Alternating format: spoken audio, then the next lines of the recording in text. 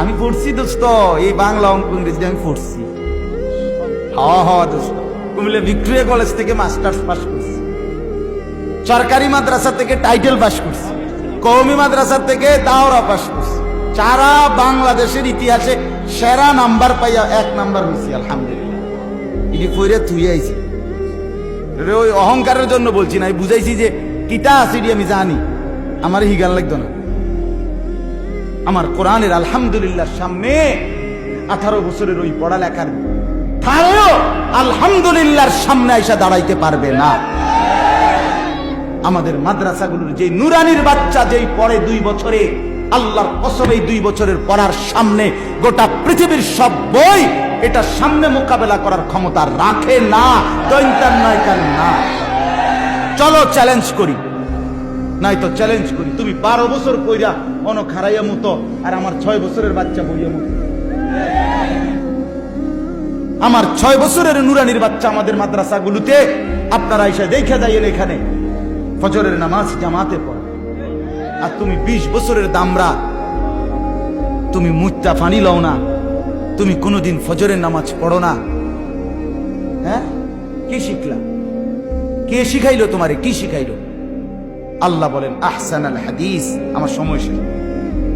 2 number কিতাবান, দ্বিতীয় বৈশিষ্ট্য হলো এটা কিতাব। এটা কি মানে? কি মানে হলো কিতাব বলা হয় আরবিতে যেইখানে কোন বিষয়ের সকল দিক বিস্তারিত ব্যাখ্যা সম্বলিত আলোচিত হয়, সেটাকে বলে কিতাব।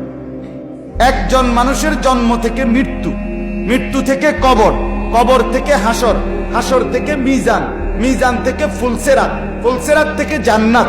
এই প্রতিটা গন্তব্যে ঘাটে কি করতে হবে, কি না করতে হবে, কি করণীয়, কি বর্জনীয়, সবকিছুর বিস্তারিত বর্ণনা আছে এখানে। এই জন্য এটা কিতাব। 3 নাম্বার মুতাশাবিহান, এটা এমন কিতাব যেই কিতাবের প্রথম কথা শেষের কথা, প্রথম শব্দ শেষের শব্দ, প্রথম বক্তব্য শেষের বক্তব্য প্রত্যেকটা একটা আরেকটার সাথে সামঞ্জস্যপূর্ণ।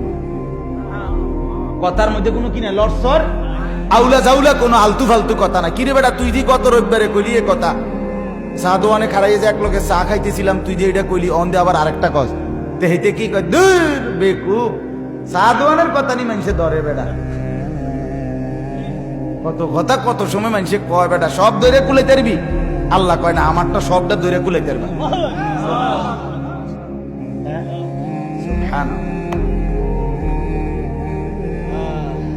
আমারটা সবটা ধরে কুলাইতে পারবে, আমাদের আউল জাউল কোনো কথা নাই। আমি 23 বছর আমি আল্লাহ কোরআন নাজিল করছি, প্রথম বছরের বক্তব্য আর 23 বছরের বক্তব্য পড়াবো, সামঞ্জস্যপূর্ণ।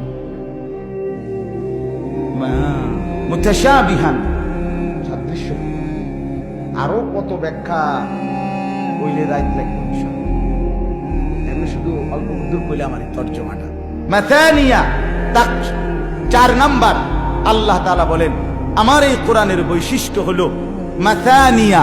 মাথানিয়া অর্থ হইল যেদিন থেকে আমি নাজিল শুরু করলাম আর আজকের এই মুহূর্ত পর্যন্ত তুমি বান্দা কল্পনা করে দেখো, এটাই একমাত্র কিতাব যেটা সারা পৃথিবীর রন্ধ্রে রন্ধ্রে, কোনায় কোনায়, আনাচে কানাচে, গলিতে গলিতে, অলিতে অলিতে, কোটি কোটি কোটি জবানে, লক্ষ লক্ষ কোটি কোটি বার বারংবার বারংবার বারংবার তেলাওয়াত হচ্ছে, পড়া হচ্ছে।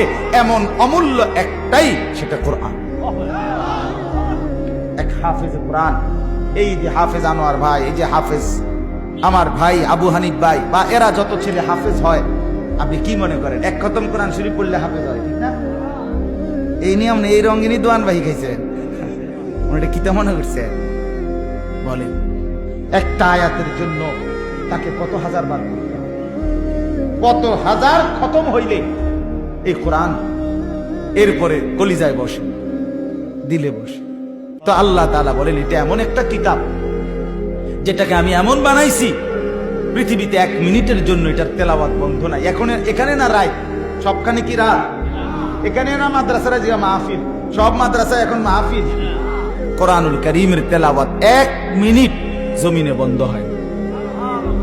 সুবহানাল্লাহ, সুবহানাল্লাহ। এই জন্য বারবার বারবার তেলাওয়াত করা হয়, বারবার পঠিত, পুনঃ পুনঃ পঠিত। এই জন্য এটাকে বলে মাসানিয়া, এক অর্থ। আরেকটা অর্থ আছে এটা, সেটা হলো আমি আল্লাহ এটা এমন কিতাব নাজিল করেছি যে আমি একই কথা বুঝাইবার জন্য আমি আল্লাহ একবার বলে ছেড়ে দেই নাই। এক কথা আমি আল্লাহ বারবার বারবার, ও বান্দা লা ইলাহা ইল্লাল্লাহ এটা তুমি মেনে নাও, এটা আমি বারবার বুঝাইছি। মুহাম্মাদুর রাসূলুল্লাহ আমার রাসূলকে অনুসরণ করো, এটা আমি বারবার বুঝাইছি। আখিরাত, পরকাল, কবর, হাসর, মিজান, ফুলসিরাত এটা তোমার লাগবেই, এটা ভুললে চলবে না, ঠিক হবে না। আল্লাহ বলে মাসানিয়া, এই কথাটা আমি বারবার বারবার বারবার বুঝাইছি। আমি কোনো কথা একবার বলে ছেড়ে দিই। নামাজের কথা একবার, রোজার কথা একবার, জি না, সব কথা আমি আল্লাহ রিপিট করছি, রিপিট বারবার বলছি, বারবার বারবার।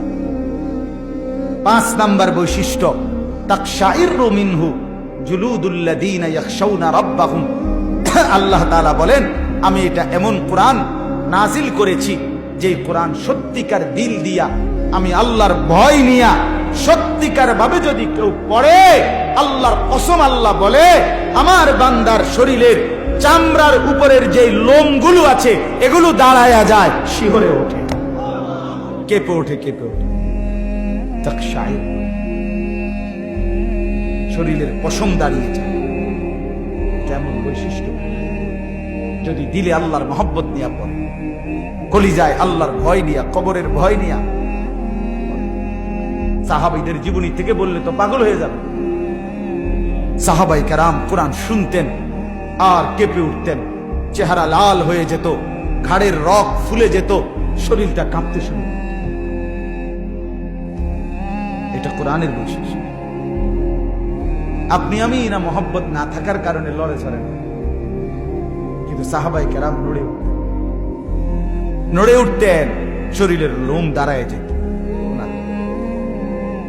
সর্বশেষ বৈশিষ্ট্য হইল, এই 5টা গেল গা, কিন্তু 1 নাম্বার আহসানুল হাদিস, সর্বোত্তম কথা, সবচেয়ে সুন্দর বাণী কি? সব বিষয়ের পূর্ণাঙ্গ বর্ণনা সম্বলিত এটা কিতাব।